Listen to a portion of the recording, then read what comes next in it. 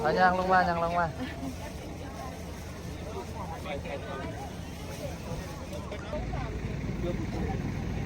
จุดที่เขาจะไป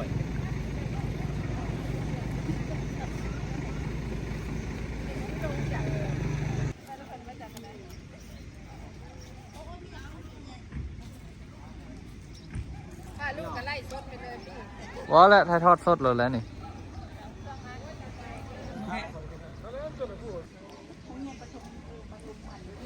การบรรเจ้านี่ต้นน้องเฮียนเลย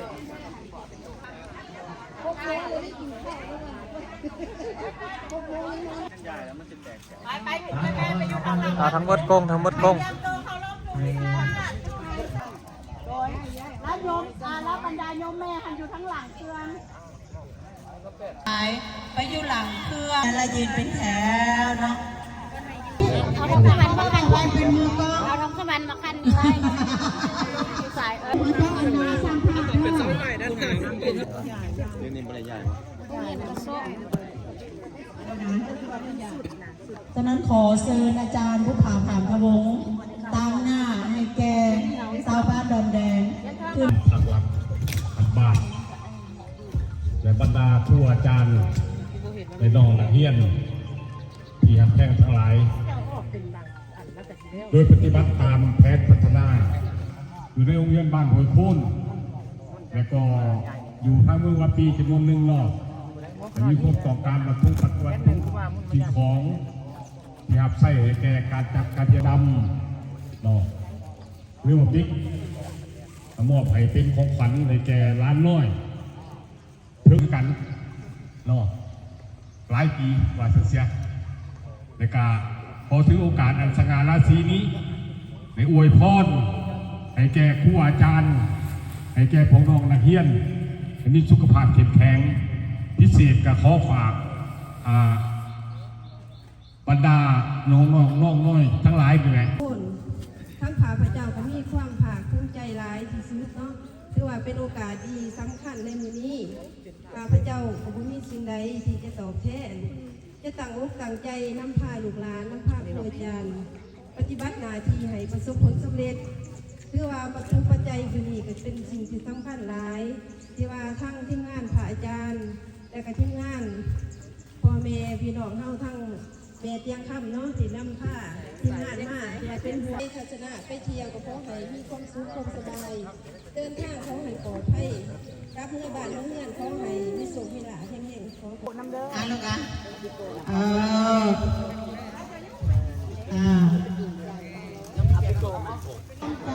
นี่ก็ทีมงานเฮ็ดข้าวจี้เนาะข้าวจี้ยายเด็กน้อยอีกสาม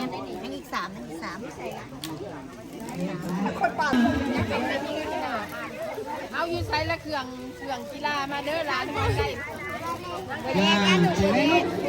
ไปต่อไปรักกันมามอบไปในกูเพื่อนเอาให้กันแบบนั้นน่ะเห็นบ่ไปตูดยังไซไห่ร้ายหอบก็ได้จังหน่อยหายไปตูดยังไซสำรอก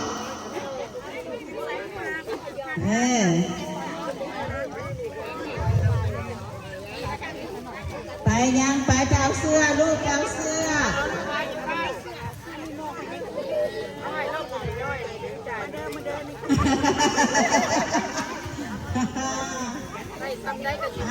ยังขนม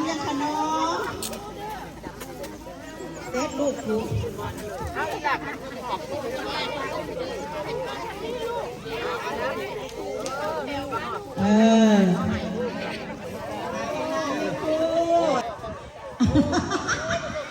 าแถว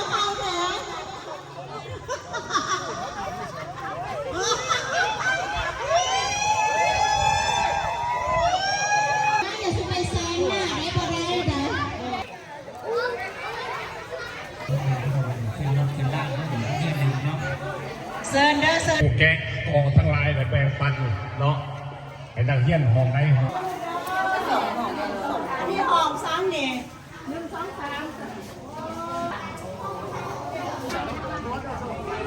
สำคัญคูดูนี่น้องดูคูดูอัดลมเป็นเลยจากโรงเรียนเป็น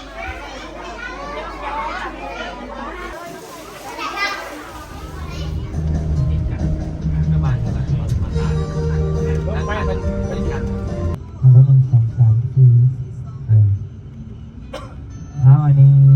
พลังเละเนาะช่วงเดือน3 เดือน 2นี่แหละเป็นจัดงานลงมาจัดมีที่แล้วย่าง3 โมงเฮียที่จะได้มอบให้ก็ ปัญหาเริ่มมี ไปห้องท่านก็ไปบ่ได้ มาฮอดนี่ก็รถเข้าบ่ได้เนาะ บ้านไปอีกขับผมรถตกอับ มาฮอดเนื่องจากเส้นทางเข้ารถใหญ่เข้าบ่ได้เดี๋ยวพากันย่างไปบัดนี้เข้าบ่ได้จอดอยู่นอกทางบัดนี้อันนี้ก็ทีมงานที่สิไปบริจาคเครื่องให้น้องๆนักเรียนเนาะรถก็ที่จอดไว้ทางนอกย่างไปอีกก็ใกล้สิเข้าเขตโรงเรียนแล้วเนาะก็พากันย่างมาหน่อยหนึงพ่อแม่ประชาชนเนาะต้อนรับ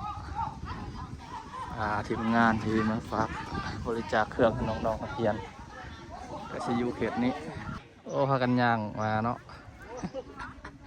รถเมล์ครับว่าได้ฝนก็ตกลงน้อยหนึงเนาะคือว่าคือเย็นเป็นสุขพวกแม่เพิ่นก็กำลังย่างมาเนาะมาฮอดใกล้สิฮอดโรงเรียนแล้ว ตอนนี้ฝนก็ตกมาน้อยหนึงพอให้มันเย็นฮอดละต้องได้สู้แล้วมาฮอดจุดนี้แล้วก็ได้ ตอนนี้ก็มาถ่ายรูปรวมก่อนสิเข้าในโรงเรียนประถมก่อนเนาะอันนี้ประตูเขา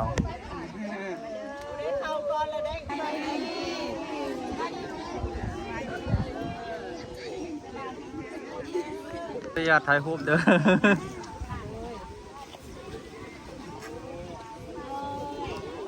นี่ก็น้องๆมาเรียนเนาะ สบายดีโอ้ยแพงเลยเอาลูกก็สบายดีถ้าแม่ไปดึงส้มดึงสบายดีสบายดี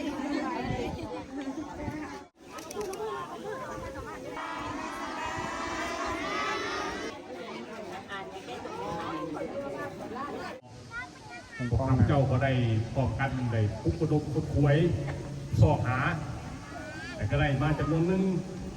แต่ว่ากระสิบโมลายปัจจัยเครื่องกีฬากันในประมาณจัก40-50 ชุด100 ชุดสมมติว่าด้วยกันแต่พอเป็นยาใจ แต่ว่าเรื่องใดก็ตามพวกข้าพเจ้าคืนว่าเครื่องของนางกาวนี้ มันจะประกอบส่วนให้แก่ครูอาจารย์ให้แก่นักเรียนในการฝึกฝนหล่อหลอมตนเองเรียนหูหนังสือเนาะเพื่อให้ได้เป็นคนรู้ผู้ดีของสังคมมนุษย์คือพวกเราหูดับกันแบบผู้นำพวกเขาเคยบอกว่า การพัฒนาคนการสร้างคนก็ต้องอาศัยหลายภาคส่วนโม่ภายใจครูอาจารย์ก็บ่ไรเนาะคันว่าเด็กน้อยลูกหลานมันดื้อสุดแล้วแต่ครูเด้อพวกครูก็จะยอมเหมือนกันในนอกคือบุญบานน่ะอาสั้นเก่าคันว่าพ่อคันว่าครูว่าแล้วแต่พ่อแต่แม่เด้อพ่อแม่ก็จะยอมนึกว่าข้าพเจ้าก็เคยแต่ก็อวยพรให้แก่ทุกท่านจงมีพลังนามัยอุดมสมบูรณ์และก็เห็นสำเร็จหน้าที่การงานวัน7 ตุลามันยืน7 ตุลามันยืน7 ตุลามันยืนขอบใจทำการเยี่ยมประถมนนบัวน้องทองบัวผู้อาจารย์นะครับขอบคุณพี่ยันนอกครับยินดีตอนรับทั้งสายบุญของบ้านแสดงน้อยนอกแล้วครับนะครับตามกันว่านะครับไปตัดปฏิบัติในตอนหน้าเนาะกลุ่มการจัดการ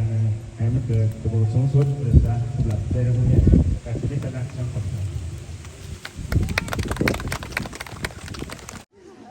เฮ็ดกันสูง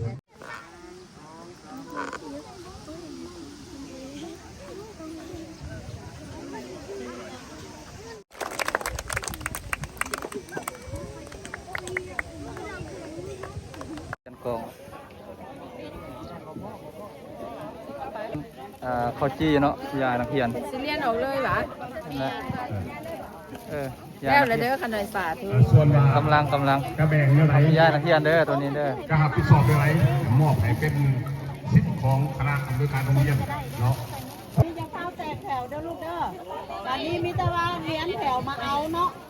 เรียนให้นักเรียนที่เอาแถวได้ก่อนก็ได้เนาะต่อหลังกันมา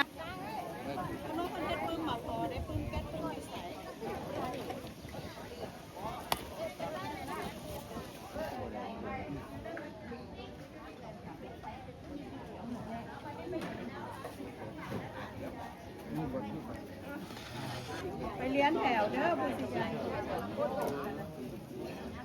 การยุ่งแม่สมเด็จเขามาแล้วแข่งแข่งอะไรกันไหนอะไรกันไหนเขามาก่อนเรียนให้มันหัวเขามาครูอาจารย์เบื้องนั่งได้เห็นคนละครึ่งกระสุนได้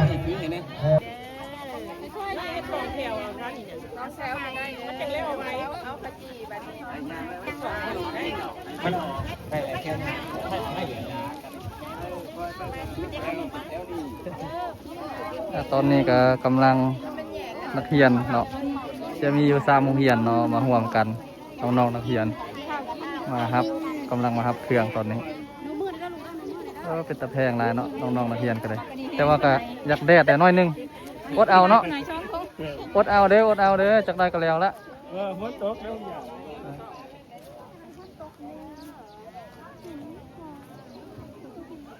อันนี้นักเรียนทั้งเบอร์นี่ก็จะประมาณอยู่200 กว่าคนเนาะน้องๆนักเรียนพอมีอยู่3 โรงเรียนงานกิจกรรมว่าที่นี่นะ อ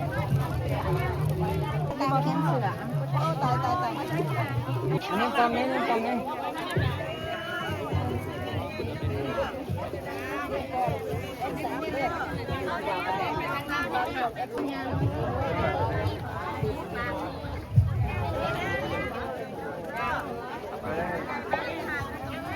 ไม่บอกนะ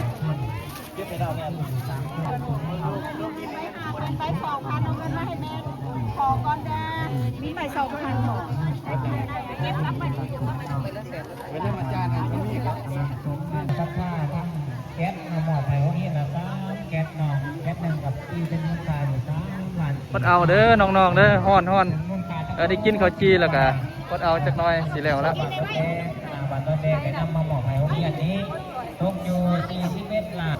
แล้วก็มีทั้งขนมข้าวต้มที่ป้อ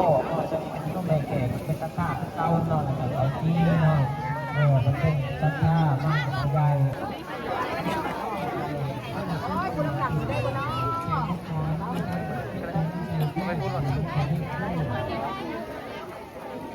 แล้วก็มีทั้งมันนอนต่อนอนแล้วก็ต่อจะลงเงี้ยลงแม่จากนครหลวงเวียงจันทร์บ้านโดนแดงนอกจันทบุรีทางมาจากประเทศอินเดียองค์หนึ่งนอกพม่าห่วงนอกอาจารย์เอเนาะพระอาจารย์ที่มาห่วงกับมีทั้งอาจารย์กิ้งพระอาจารย์ไพวันพระอาจารย์อัพเนาะแล้วพระอาจารย์พัดพระอาจารย์คำผ้าพระอาจารย์แต้มแล้วก็พระอาจารย์สมเพชรพระอาจารย์ไล่เนาะพม่าห่วงโดยพระเดชพระคุณของพระอาจารย์เพื่อนเดินทางมาจากวัดดอนแดงเนาะต่อไปในห้องเรียนการสมหลังจากโรงเรียนการสมได้แล้วก็เช่นและก็เช่นทางน้องไม้นาง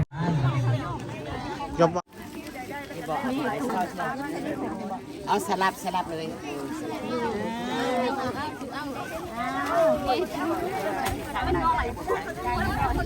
คนน้อยคนเป็นใจเนาะได้ไม่หลักมาจันเลยเดี๋ยวนี้มาทางนี้ลูกมาทางนี้ผมเที่ยวไปที่เอาทางนี้เลยเอาพี่ลูกเอาเงินกันไหมมาพูดได้แล้วมาลูกมาจับเขามาเอาไปเลยย่างไปเลยเด้อย่างไปเลยเด้อเอาย่างไปเลยลูกย่างไปลูกได้เลยย่างไปเลยเด้อโอ้ยเรียนหนังสือเก่งๆเด้อลูกเด้อเรียนหนังสือเก่งๆเด้อลูกเป็นขนมบ่ได้ได้เรียนหนังสือเก่งๆเด้อลูกเด้อเอาใส่ถุงเสื้อนี่ให้ลูกตั้งเฮียเด้อไปออกกันเลยเก่งๆเด้อลูกเด้อเรียนหนังสือเก่งๆคำพูเด้อเขาแดงๆออกป้านี่เป็นคนบ่ย่างไปเลยเอาเงินใส่ถุงเด้อลูกอันนี้ดีแล้วมีมือโอ้นี่ความซื่อสัตย์นี่ต ายเบิ่งแม่เอาใส่ให้ดูใหญ่มากเลยค่ะเงินเป็นมาเลี้ยงพ่อเลี้ยงแม่มาพัฒนาบ้านเมืองเด้อลูกเด้อตั้งใจเรียนเด้อเป็นคนดีเด้อเป็นคนดีเด้อเป็นคนดีเด้อตั้งใจเรียน ประมาณนี้เป็นดูก็มีไปทำงานไม่ละแสนนี้ ได้มาหลายเดือน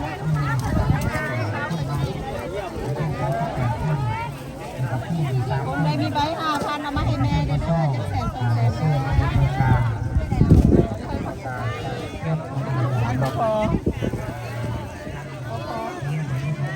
ตืมหลายใบก็ได้หลายพันทุลู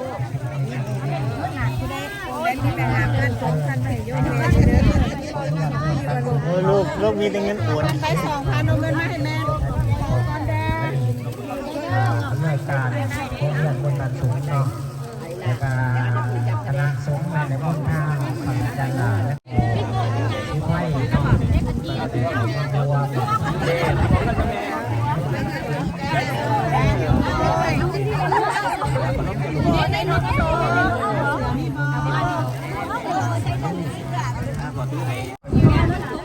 เป็นเจ้าสักผ้าเป็นน้องน้ำแล้วก็เป็นเจ้าสักผ้าครับแก๊สเอาหม้อใหม่ของพี่ละจ้าแก๊สเอากับเป็นการน้ำมันทั้งน้ำมันโคตรจิ๋วบาทั้งชาวบ้านรถแดงขนาดบ้านรถแดงได้นำมาบอกใหม่ของพี่นี้ตกอยู่41 ล้านเนาะ629,000 กีบเนาะเป็นเงินกันมาตีเป็นเงินเนาะตกอยู่41 ล้าน629,000 กีบนอนยมแม่ยมพ่อน้องรวมทั้งเป็นปรินเตอร์เนาะปรินเตอร์เป็นในหม้อไผ่ทั้งเรื่องการซุ้มเนาะเครื่องฟอกน้ำเครื่องเสียงเป็นในหม้อไผ่ทั้งเรื่องทั้งบ้านเนาะด้วย ปลาเป็นใหญ่ตั้งใจเรียนเด้อเรียนลูกเด้อปลาเป็นกันป้า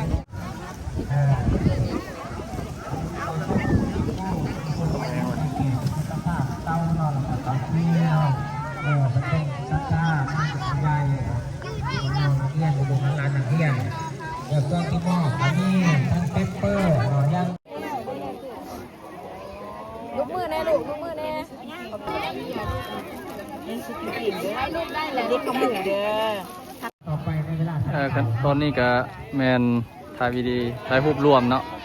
น้องๆนักเรียนแล้วก็แม่มาแต่นครหลวงเนาะก็มีน้องๆนักเรียนทั้งเบิด200 กว่าคนเนาะมารับบริจาควันนี้คือว่า